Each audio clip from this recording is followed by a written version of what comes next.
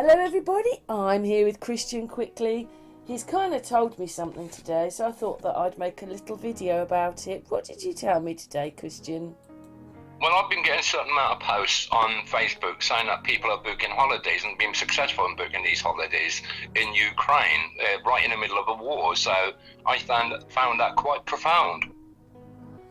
Yeah, obviously we went to Travel Republic, which are advertising it, but when you go there it didn't really go anything. But when we were looking through this, it said to contact the hotels privately, and they're advertising hotel stay then.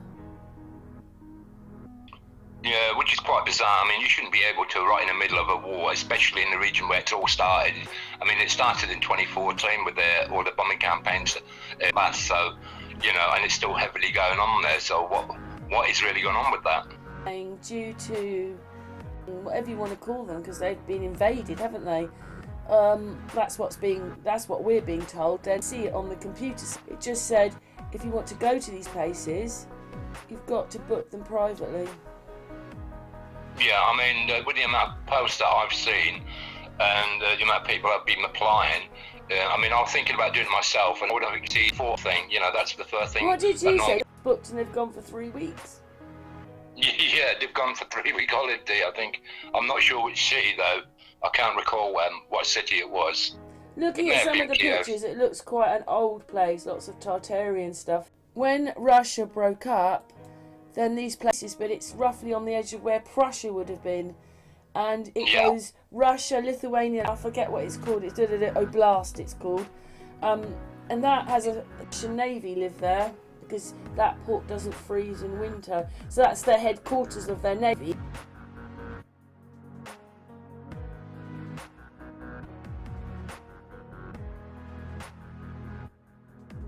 Yeah, I find that quite incredible myself, that you would have this country there, which would be more of a problem because the Russian Navy are there. They don't mention that, they just go for Ukraine instead.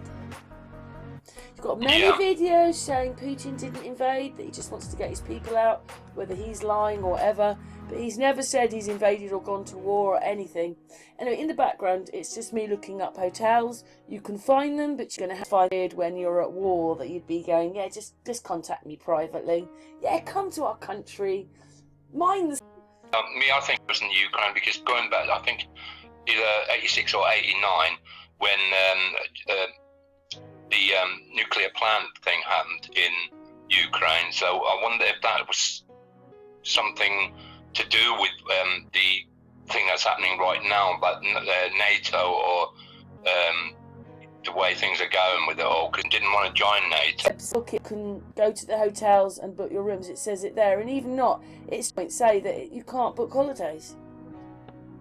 That's strange, isn't it? It should be right, you know, they shouldn't be able to advertise any holidays then, should they? Well, sorry, whatever, whichever way. It's just weird that they're advertising holidays. Well, yeah, perhaps they're trying to estimate when the shelling stops and when the shelling starts. Maybe that's what it's for, you can go and watch. It could well be, yeah. I mean, anyway, you've got that's a little bit of a joke there, because anyway, we've got our own private feelings, which we can't announce, but I'm sure everybody else has the same feelings that watch this channel. Well, Christian, we're coming to the end now. Is there anything else you want to say?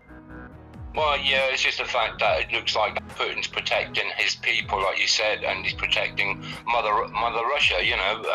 So I speak to, they more or less say the same thing, you know, and I've spoken to hundreds of people, so... yeah, I'd probably agree with what you're saying. Well, I didn't expect to see hotels in Dumbas. Well, no, that is the bizarrest of the bizarre, you know. So I mean, maybe other people will say, oh no, when they go there, if they go and look for themselves, they'll say you can't get there, but they're still advertising it on the internet. Nothing is coming up on the internet to say that this country's at war. They're telling you to contact the properties privately. Yeah, I mean, it's like I said at another point that we spoke in the past, that how far are they willing to take propaganda? But many people are beginning to understand that the mainstream media is pretty much controlled. And yeah, they got the flags up quick here, didn't they? Let's get one of those flags for them. Yeah. Everything seems to be well organised, doesn't it? Even though they're telling us they can't get food and things and all these other things and water and that, but they can get those flags out. It's like I said, bizarre, and the fact that when CV-19 ended, Ukraine started straight away, even although it'd been going on for 8 years plus. You know, the struggle between it being NATO controlled or being controlled by Russia itself. So it's something that's been in the bag for years and years and years.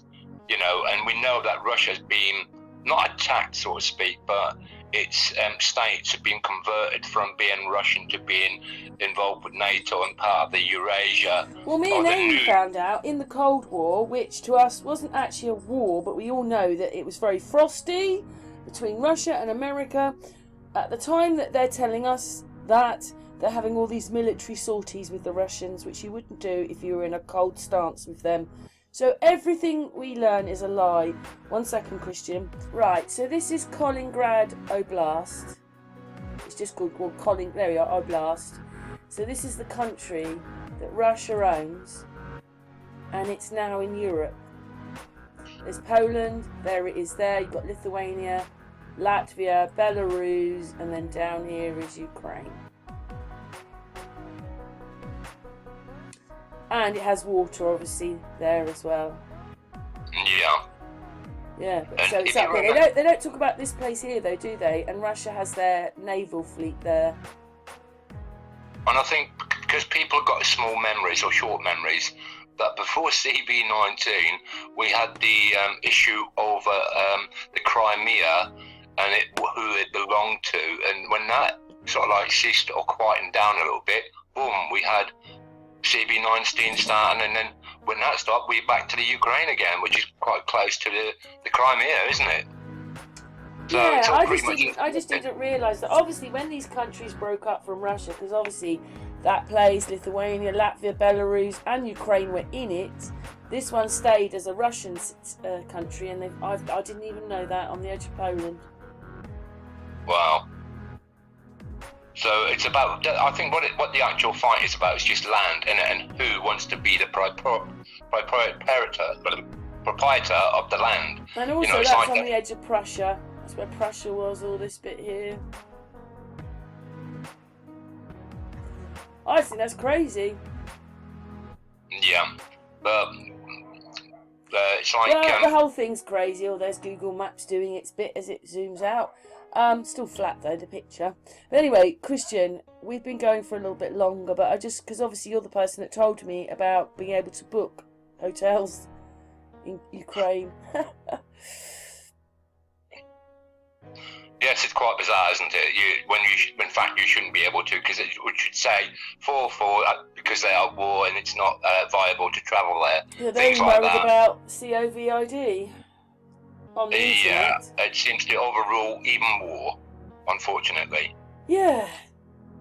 Anyway, thank you so much for passing that to me. Very strange that you can bring hotels up and it doesn't say anything.